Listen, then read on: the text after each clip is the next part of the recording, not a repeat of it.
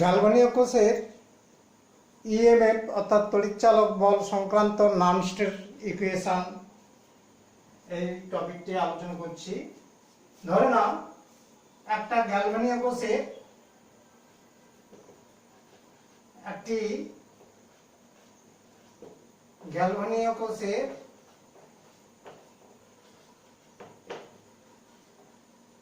বিক্রিয়া small A capital এ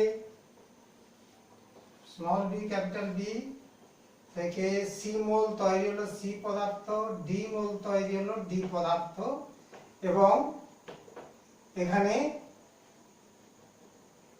বিক্রিয়ায় N মোল electron অংশগ্রহণ করেছে। এন মোল ইলেকট্রন অংশ নেয়। কেমন? এই রাসায়নিক বিক্রিয়ার রেডক্স বিক্রিয়াতে এন মোল ইলেকট্রন বিক্রিয়া করেছে। তাহলে এখানে নার্নস্টের সমীকরণটা কেমন দাঁড়াবে? না, নার্নস্টের সমীকরণ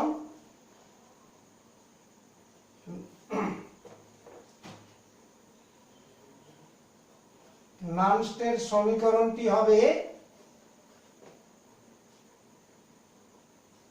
electromotive force of galvanic cell অর্থাৎ তড়িৎচালক বল ইজিক্যাল টু ওই গ্যালভানীয় কোষের প্রমাণ তড়িৎচালক বল E0 cell minus RT by NF log Q. কিউটা কি? না, কিউ হচ্ছে বিক্রিয়া কোশেন্ট। বিক্রিয়া কোশেন্ট কয়টা তালকোষের মধ্যে নয়টো, হ্যাঁ, বিক্রিয়া quotient that is equal to বিক্রিয়াজাত পদার্থগুলোর সক্রিয় ভরের গুণফল বাই বিক্রিয়ক পদার্থগুলোর সক্রিয় গুণফলের এই অনুপাতটাই হচ্ছে বিক্রিয়া কোশেন্ট, যেটা তোমরা রাসায়নিক সাম্য অবস্থা করতে গিয়ে জেনেছো।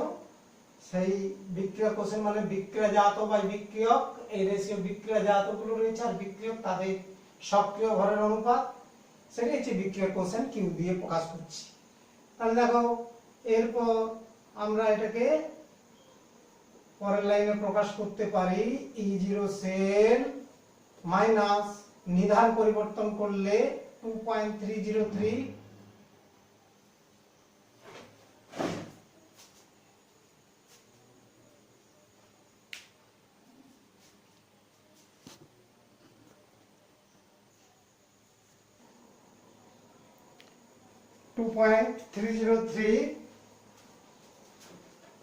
RT by NA log Q। তাহলে এখানে নিধান পরিবর্তন হলো। এরপর দেখো, আমরা সমীকরণের যে রূপটা পেলাম, এক্ষেত্রে যদি উষ্ণতাটা 25 ডিগ্রি সেন্টিগ্রেড থাকে, অর্থাৎ গ্যালভানীয় কোষ সিস্টেমটা যদি 25 ডিগ্রি সেন্টিগ্রেড উষ্ণতায় ঘটানো হয়, তাহলে এই সমীকরণের রূপটা কি দাঁড়াতে পারে? না, ই সেল তড়িৎচালক বল কোষের ইজিক্যাল টু প্রমাণ তড়িৎচালক বল মাইনাস 2.303, আর এর মান 8.314 ইন্টু উষ্ণতা 298 কেলভিন বাই NF, একটা ফ্যারাডে 96,500 কুলম লগ কিউ। এরপর আমি উপরে লিখছি কি না, অফ ই সেল অর্থাৎ ইলেকট্রোমোটিভ ফোর্স ইজিক্যাল টু প্রমাণ electromotive force standard electromotive force minus, এই জায়গাটা ক্যালকুলেশন করলে এই মানটা আসে 0.059 বাই n log q। তাহলে এটাই হচ্ছে নানস্টের ইকুয়েশন একটা গ্যালভানীয় কোষের ক্ষেত্রে তড়িৎচালক বল সংক্রান্ত নানস্টের সমীকরণ। নেক্সট আমরা একটা एग्जांपल দিচ্ছি, একটা উদাহরণ।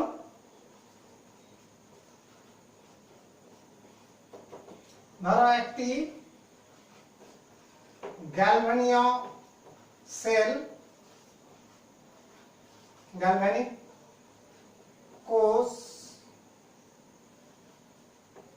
এর গঠনটা দেখো, জিঙ্ক ক্যাটায়ন জিঙ্ক যার মোলারিটি C1, লবণ সেতু কিউপ্রিক আয়ন যার মোলারিটি C2, আর কপার দণ্ড। তাহলে এটা একটা গালভানিক কোষের গঠন দেওয়া আছে। এখান থেকে আমরা নানস্টের সমীকরণ বের করব, কিসের না ইলেকট্রোমোটিভ ফোর্স অর্থাৎ তড়িৎচালক বলের মান নির্ণয় সংক্রান্ত নানস্টের ইকুয়েশনটা কেমন দাঁড়াবে। সেটা করতে গেলে আগে রাসায়নিক বিক্রিয়াটা নির্ণয় করতে হবে। আমরা জানি বাম পাশে অ্যানোড আছে, ডান পাশে ক্যাথোড আছে। অ্যানোডে জারণ বিক্রিয়া হয়, ক্যাথোডে বিজারণ বিক্রিয়া হয়। তাহলে ওইখান থেকে ধারণা থেকে আমরা গতদিন আলোচনা করেছিলাম কিভাবে এখান থেকে রাসায়নিক বিক্রিয়ার সমীকরণ গঠন করতে হয়, সেটাই করছি।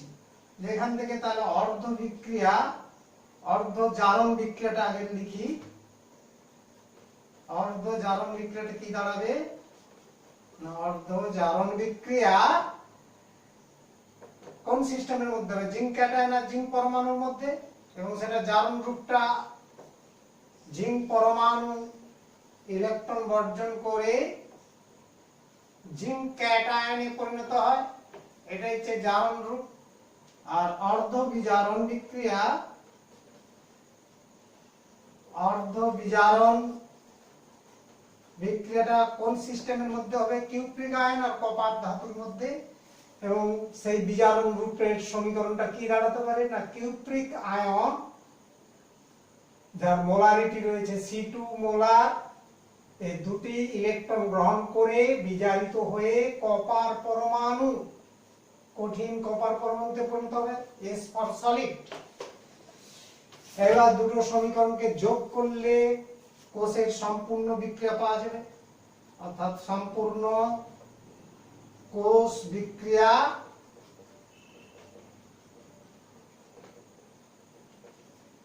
দুটো সমীকরণ যোগ করতে গেলে ইলেকট্রন বাম পাশ ডান পাশে কেটে যাবে। তাহলে সম্পূর্ণ কোষ বিক্রিয়াটা কি দাঁড়াচ্ছে না, বাম পাশে আছে দেখো জিঙ্ক পরমাণু কঠিন আর কিউপ্রিক আয়ন যার মোলারিটি রয়েছে কত C2 মোলার। এখান থেকে তৈরি হয়েছে জিঙ্ক ক্যাটায়ন যার মোলার ডেনসিটি রয়েছে C1 মোলারিটি প্লাস কপার পরমাণু কঠিন। তাহলে এখান থেকে নানস্টের সমীকরণটা আমরা লিখতে পারি যে নানস্টের সমীকরণ কি আসবে না, তড়িৎচালক বল ওই কোষটার গ্যালভানিক কোষের তড়িৎচালক বল E সেল ইজিক্যাল টু ওই গ্যালভানিক কোষের প্রমাণ তড়িৎচালক বল মাইনাস তোমার হচ্ছে 2.303 RT বাই MF লগ বিক্রিয়াজাতগুলোর সক্রিয় ভর বাই বিক্রিয়কের সক্রিয় ভর। তার মানে বিক্রিয়াজাত কি কি রয়েছে, জিঙ্ক ক্যাটায়ন তার সক্রিয় ভর ইনটু কপার পরমাণুর সক্রিয় ভর বাই হচ্ছে বিক্রিয়ক আছে জিঙ্ক পরমাণু কঠিন তার সক্রিয় ভর আর কিউপ্রিক আয়নের সক্রিয় ভরের গুণফল, এই অনুপাতটা। এবার দেখো বিশুদ্ধ কঠিন পদার্থে সক্রিয় ভরের মান সবসময় কত ধরা হয়, 1। সুতরাং এখানে সমীকরণটা দাঁড়াবে এই গ্যালভানীয় সেলের ক্ষেত্রে তড়িৎচালক বলের মান ইজিক্যাল টু প্রমাণ তড়িৎচালক বল মাইনাস এই মানটা বসিয়ে দাও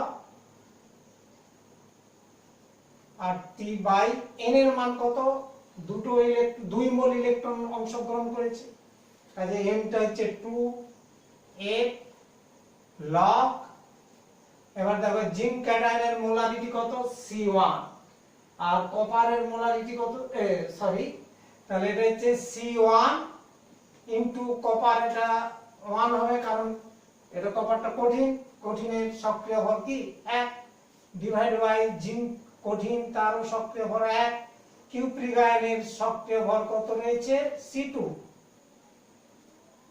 এটা তাহলে E cell is equal to E0 cell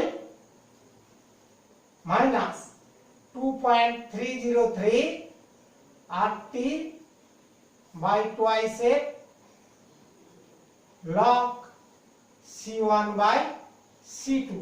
এবার 25 ডিগ্রি সেন্টিগ্রেড উষ্ণতায় যদি এটা রূপান্তর করো সমীকরণের রূপটা কি দাঁড়াবে না 25 ডিগ্রি সেন্টিগ্রেড উষ্ণতায় এই গালভানীয় কোষের তড়িৎচালক বলের মান E cell is equal to প্রমাণ তড়িৎচালক বল E0 সেল মাইনাস এই মানগুলো বসিয়ে দিলে আমরা কি পেয়েছিলাম 0.059 বাই n এর মান তো 2 দেওয়া আছে, অতএব এত log C1 বাই C2। কেমন? এই হলো গালভানীয় সেলের তড়িৎচালক বল সংক্রান্ত আমার হচ্ছে নানস্টের সমীকরণ। ওকে, তাহলে আমরা মোটামুটি একটা পয়েন্ট শেষ করলাম, যাকে বলেছে গ্যালভানীয় কোষের ক্ষেত্রে তড়িৎচালক বল সংক্রান্ত নানস্টের ইকুয়েশন, বিষয়টা শেষ করলাম। নেক্সট একটা আইটেম রয়েছে আমাদের যে নানস্টের সমীকরণের সাহায্যে কোষ বিক্রিয়ার সাম্য ধ্রুবকের মান, অর্থাৎ নানস্ট এর সমীকরণ এর সাহায্যে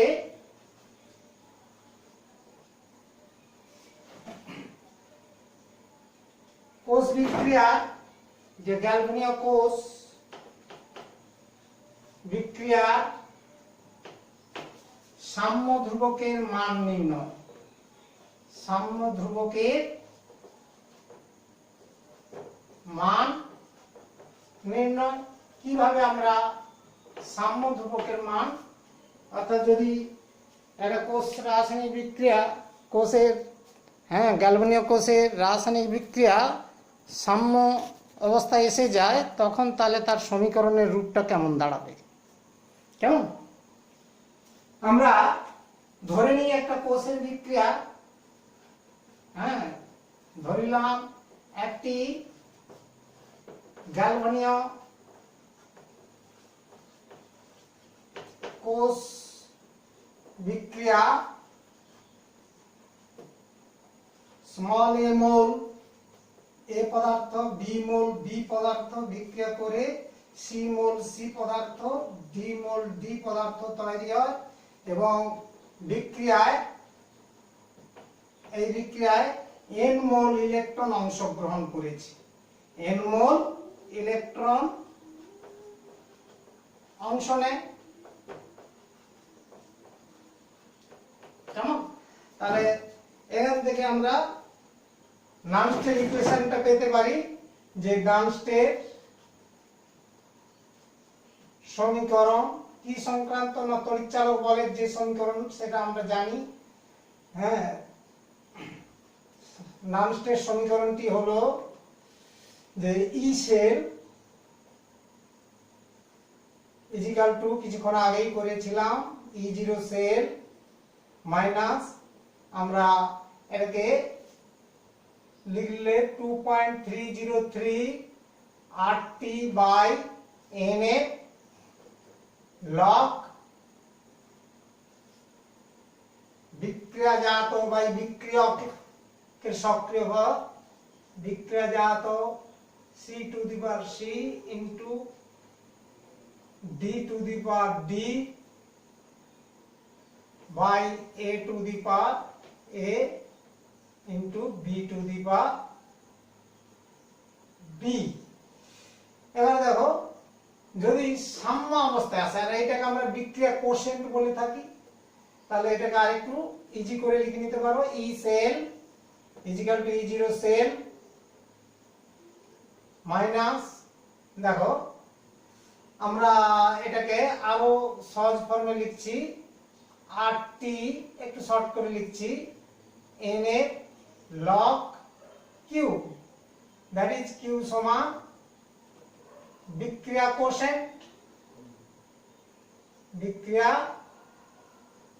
কোশেন্ট, that is যেটা ওই c to the power c into d to the power d by a to the power a into b to the power b। ওকে, তাহলে এই বিষয়টা আমাদের জানার মধ্য থেকে আমরা নিলাম। নেক্সট দেখো, সাম্যাবস্থায় যদি কোষটা সাম্যাবস্থায় থাকে, সাম্যাবস্থায় কি হতে পারে না, আমরা তো জানি ই সেল এর মান কত না 0 এবং বিক্রিয়া কোশেন্টের মান কে, কেটা কি না সাম্য ধ্রুবক, কে সমান সাম্য ধ্রুবক। তাহলে এক্ষেত্রে সমীকরণের রূপটা কি দাঁড়াবে না, দেখো এরপরে আসছি যে অতএব E cell equal to 0 equal to E 0 cell minus 8t by na log k। তাহলে এখান থেকে দেখো বাম পাশে নিয়ে চলে আসো, 8t by na log k is equal to E0 cell,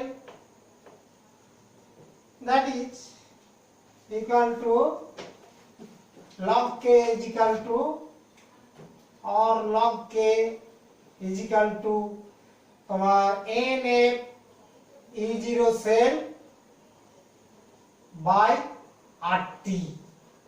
তাহলে আমরা এখান থেকে দেখো সাম্য ধ্রুবকের মান নির্ণয় করতে পারি, অর্থাৎ n a E0 সেল এই তো পরীক্ষালব্ধ মান, প্রমাণ তড়িৎচালক বল আর টি জানা থাকলে সাম্য ধ্রুবক কে এর মান নির্ণয় সম্ভব, নির্ণয় করা যাবে। কেমন, এইভাবে আমরা একটা কোষ বিক্রিয়ার সাম্য ধ্রুবকের মান নির্ণয় করে নিতে পারি।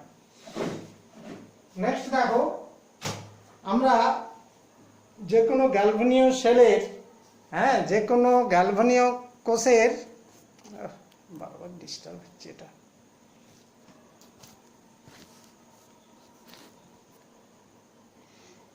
একটা গ্যালভানীয় কোষে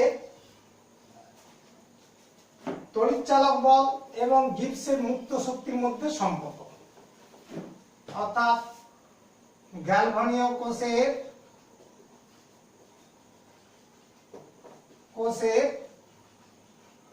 তড়িৎচালক বল ইলেকট্রোমোটিভ ফোর্স ও মুক্ত শক্তি গিবস মুক্ত শক্তি হ্রাসের অর্থাৎ ডেল্টা জি এর মধ্যে সম্পর্ক। এই ইকুয়েশন একটা রিলেশনশিপ পাওয়া যেতে পারে কিভাবে না, দেখো আমরা একটা জিনিস পরিষ্কার যে কোনো গ্যালভানীয় সেলে সবসময় মাথায় রাখতে হবে গ্যালভানীয় কোষে একটা রেডক্স বিক্রিয়া ঘটে, যে গ্যালভানীয় কোষে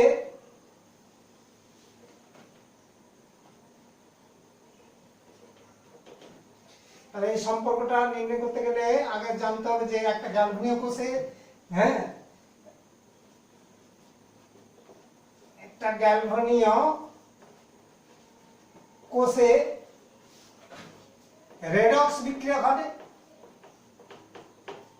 রেডক্স মানে জারণ বিজারণ বিক্রিয়া ঘটে, যার ফলে কি না ইলেকট্রন প্রবাহ ইলেকট্রন প্রবাহ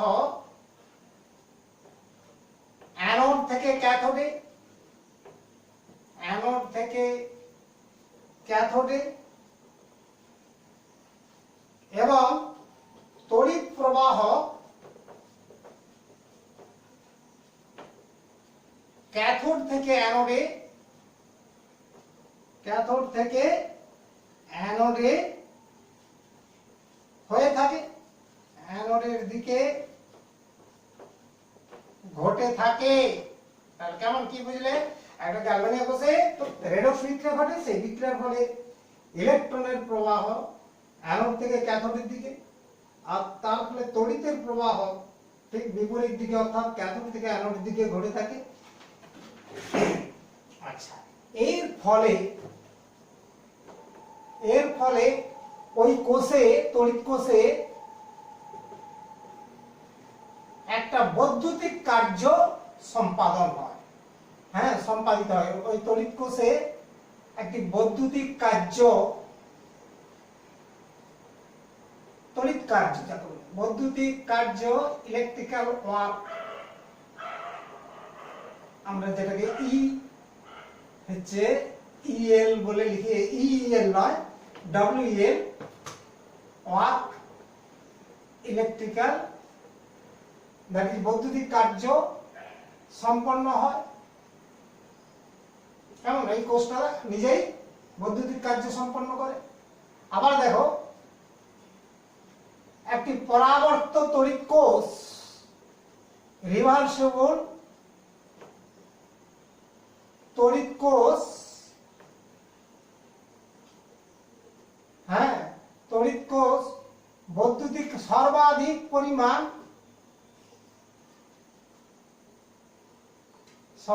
পরিমাণ কৃতকার্য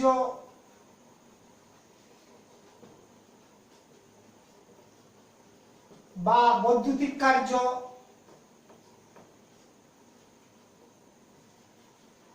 সম্পন্ন করতে পারে। কখন?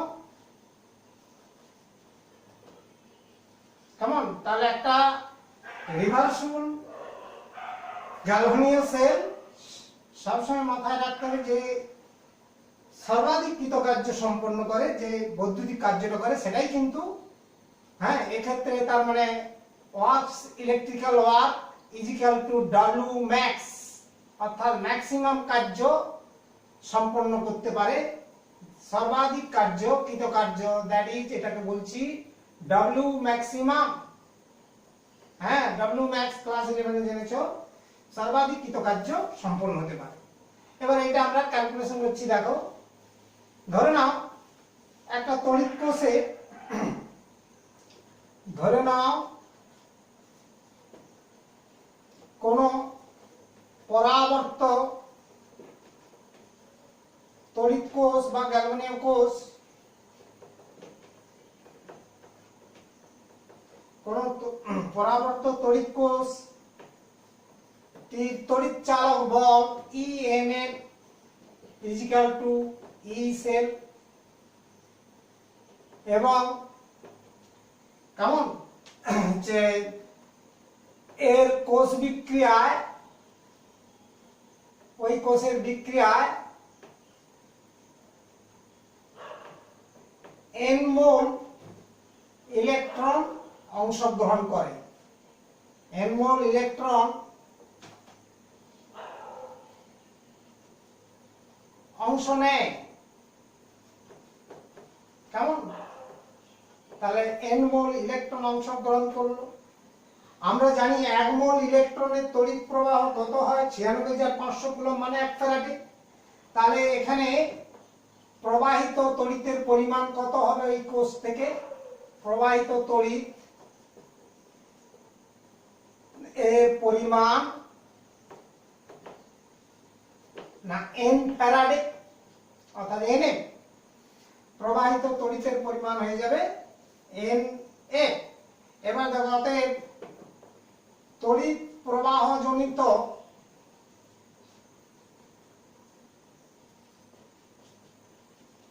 প্রবাহজনিত কৃতকার্য তথা বৈদ্যুতিক কৃতকার্য কত হবে? না প্রবাহিত তড়িতের পরিমাণ, প্রবাহিত তড়িতের পরিমাণ ইনটু বিভব প্রভেদ, বিভব পার্থক্য।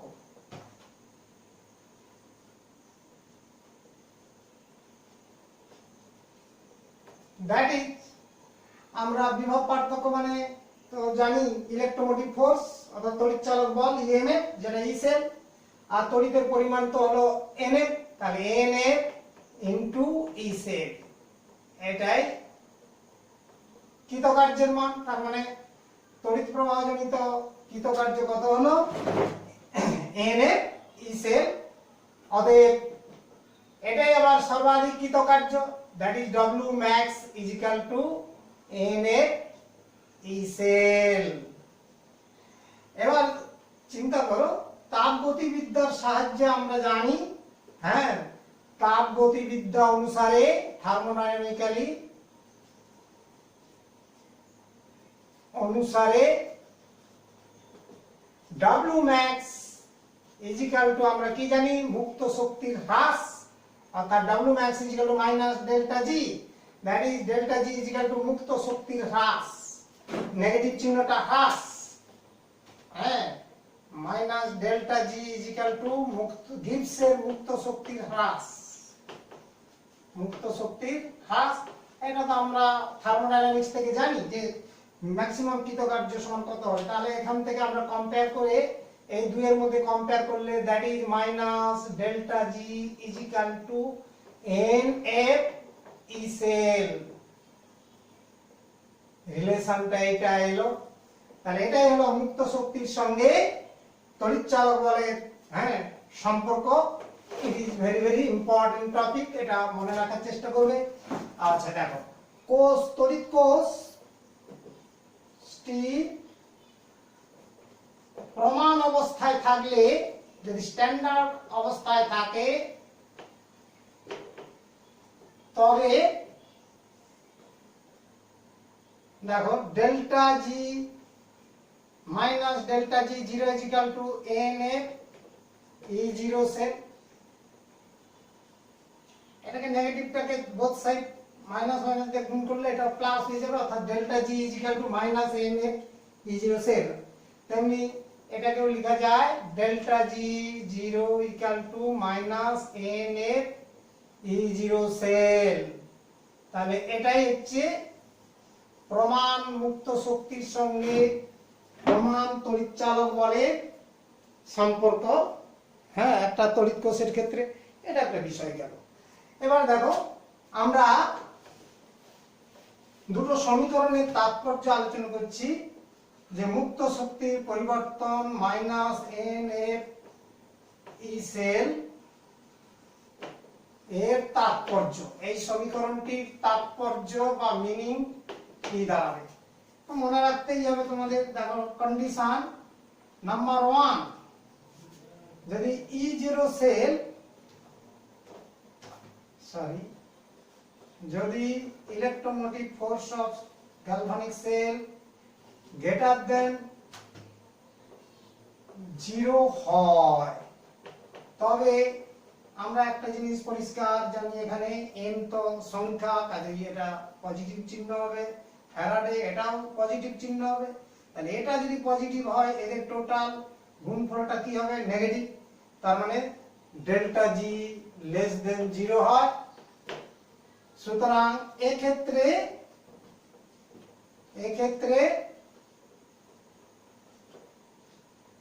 কোষ বিক্রিয়া স্বতঃস্ফূর্তভাবে ঘটবে, স্বতঃস্ফূর্তভাবে ঘটে থাকে এবং তড়িৎ উৎপন্ন হবে, তড়িৎ সৃষ্টি হয়। এটা একটা কন্ডিশন। নাম্বার 2, সেকেন্ড কেস, যদি তড়িৎচালক বল ওই কোষে নেগেটিভ হয়, তবে মুক্ত শক্তির পরিবর্তন কি হচ্ছে? ঠিক পজিটিভ হয়ে যাচ্ছে। কারণ এই একই কথা বলবো যে এটা যদি আমার নেগেটিভ হয়, নেগেটিভ নেগেটিভ পজিটিভ হবে, সুতরাং ডেল জি হচ্ছে পজিটিভ ধনাত্মক হবে। হ্যাঁ, সেক্ষেত্রে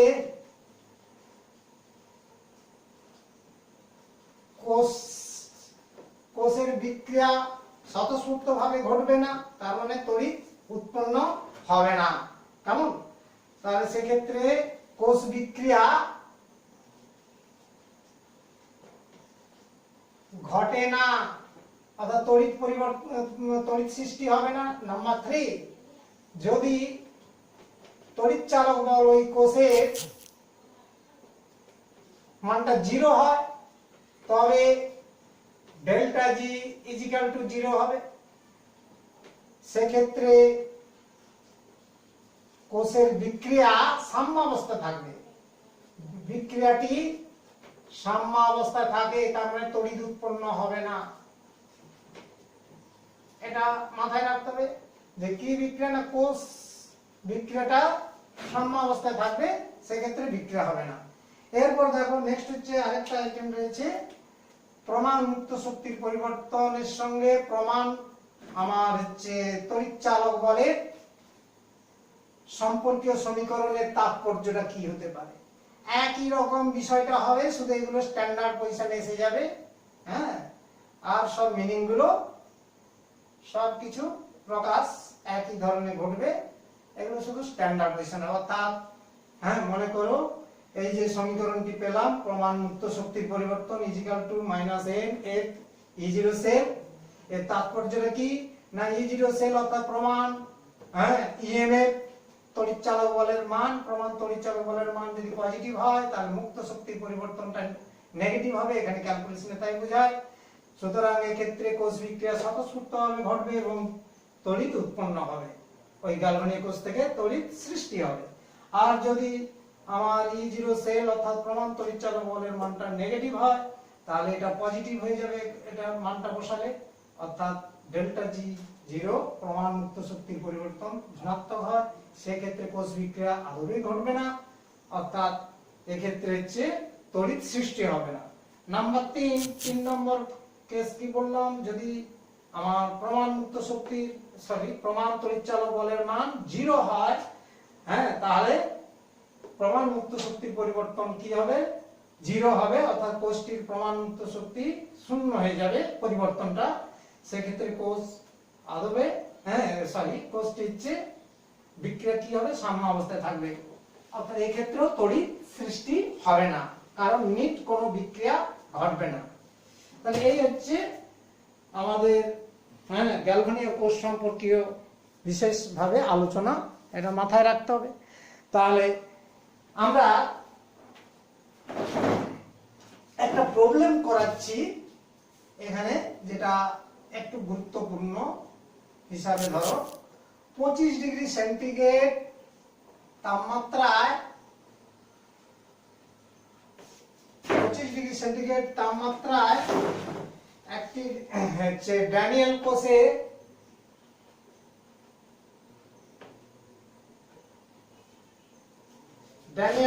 সংগঠিত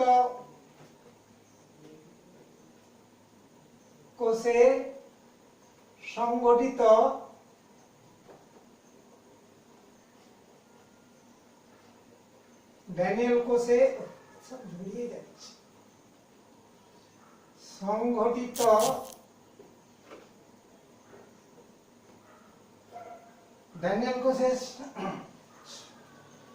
সংগঠিত বিক্রিয়া সাম্য ধ্রুবক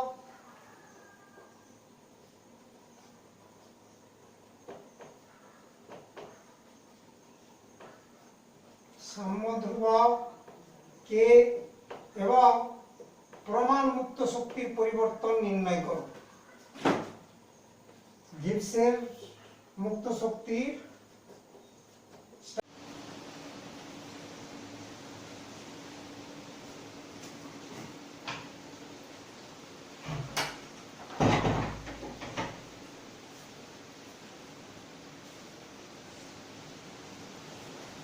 দেখো, আমরা একটা প্রবলেম করাচ্ছি, যে প্রবলেমটা হলো 25 ডিগ্রি সেন্টিগ্রেড উষ্ণতায় একটা ড্যানিয়েল কোষের সংগঠিত রাসায়নিক বিক্রিয়ার সাম্য ধ্রুবক এবং প্রমাণ মুক্ত শক্তির পরিবর্তন গণনা করতে বলা হচ্ছে।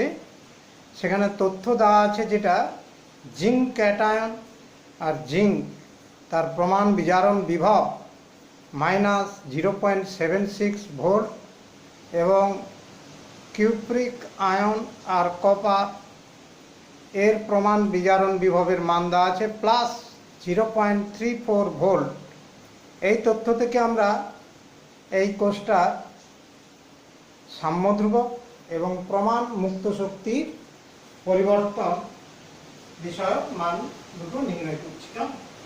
তাহলে এখানে আমরা যদি এই গণনাটা করতে চাই, সর্বপ্রথম এই তড়িৎ কোষে আমাদের রাসায়নিক বিক্রিয়াটি জানতে হবে, কারণ কতগুলো ইলেকট্রন অংশগ্রহণ করলো, কত মোল, সেই মোল সংখ্যা, ইলেকট্রনের মোল সংখ্যাটা এখানে বের করতে গেলে আগে তোমার এই গ্যালভানীয় কোষে বিক্রিয়ার সমীকরণটা জানা দরকার। আর গ্যালভানীয় কোষে বিক্রিয়ার সমীকরণ জানতে গেলে আগে কোষের গঠনটা জানা দরকার, এবং গঠন জানার জন্য আমাদের দুটো তথ্য যে দেওয়া আছে এখান থেকে দেখলেই বুঝতে পারছো এইটা, অর্থাৎ জিঙ্ক তড়িৎদ্বারে প্রমাণ বিজারণ বিভব নিম্নমানে, কেমন এই মানটা নিম্নমানে, আর কপার এই তড়িৎদ্বারের প্রমাণ বিজারণ বিভবের মানটা কিন্তু উচ্চ।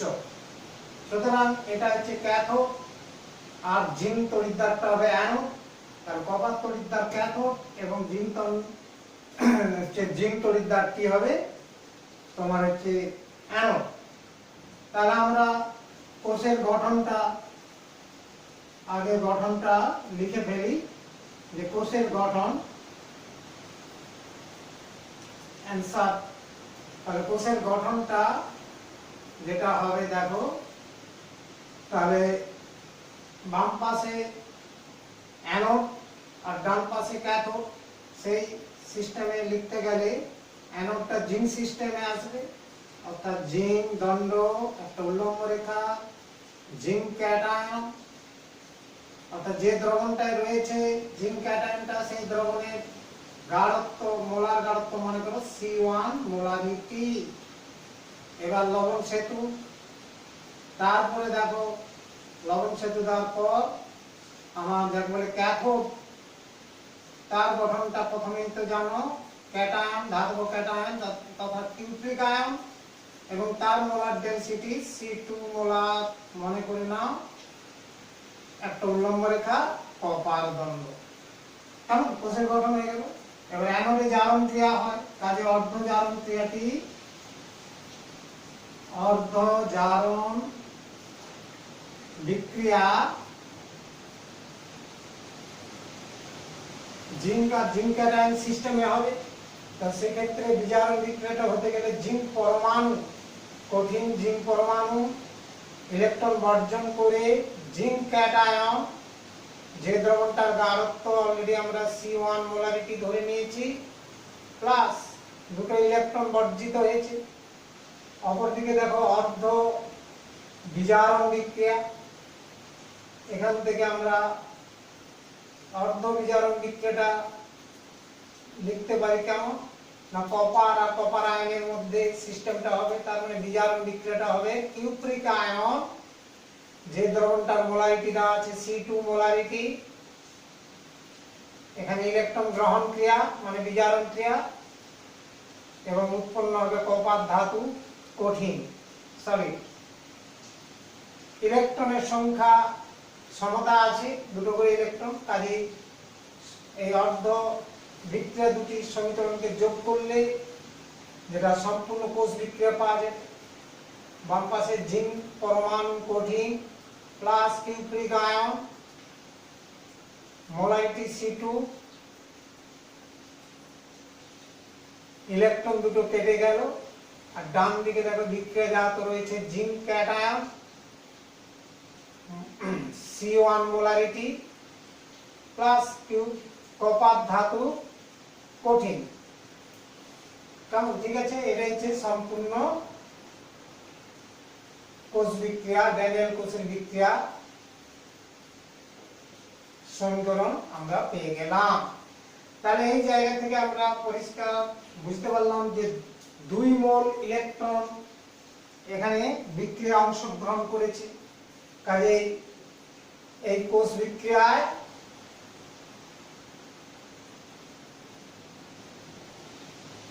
টু মোল ইলেকট্রন অংশগ্রহণ করে।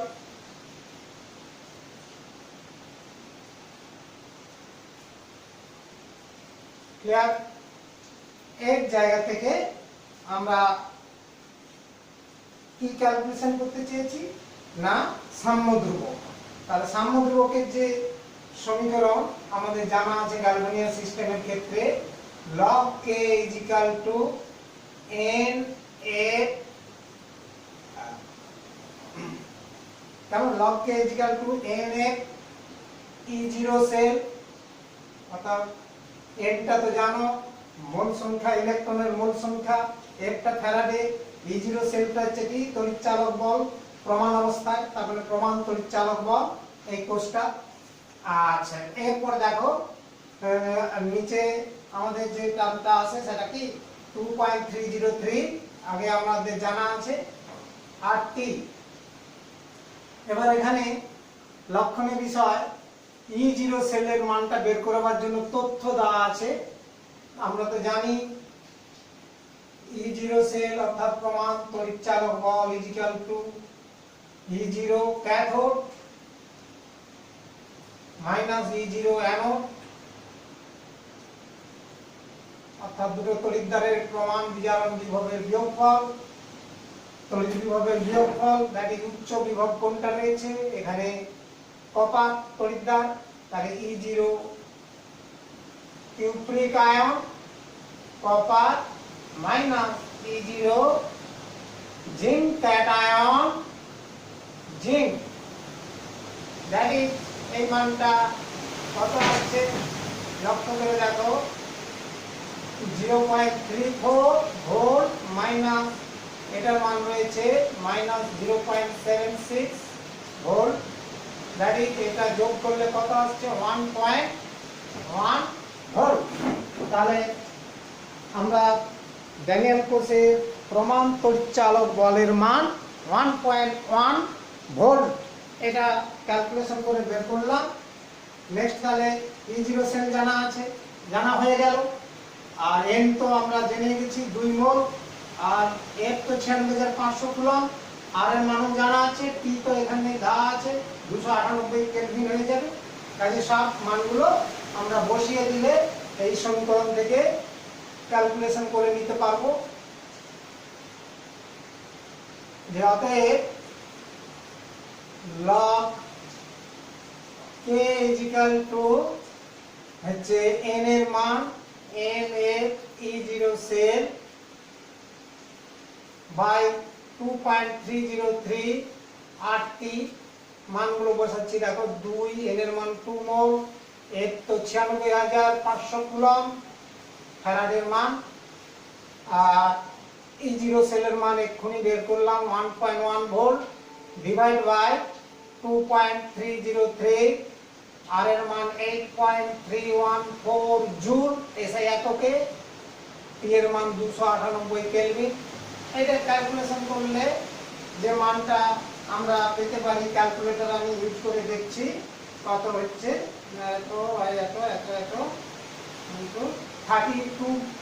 37.2, তাহলে এখানে এটা বেরোলো। এরপর অ্যান্টি লগারিদম মানটা বের করতে হবে, অর্থাৎ k এর মানটা কত আসছে এটাও ক্যালকুলেটর ইউজ করে আমি দেখছি। এত 1.584 ইনটু 10⁻37, তাহলে এই ক্যালকুলেশন করে এই সাম্য ধ্রুবকের মানটা আমরা পেয়ে গেলাম। এবার প্রমাণ মুক্ত শক্তির পরিবর্তন ডেল্টা G0 ইকুয়াল টু আমাদের সমীকরণ জানা আছে, হ্যাঁ, যেহেতু delta G0 equal to minus n E0 cell, কেমন ডেল্টা G0 ইকুয়াল টু প্রমাণ মুক্ত শক্তির পরিবর্তন মুক্ত শক্তির পরিবর্তন, এই মানটা বের করতে হবে।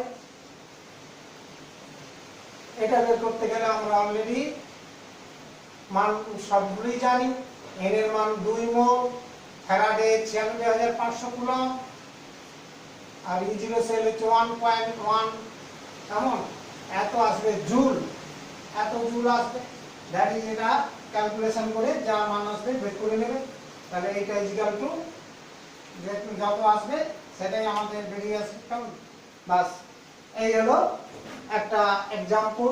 আমরা ড্যানিয়েল কোষের সাম্য ধ্রুবক এবং মুক্ত শক্তির পরিবর্তন প্রমাণ অবস্থায় নির্ণয় করতে জেনে গেছি, কেমন, ঠিক আছে, ওকে।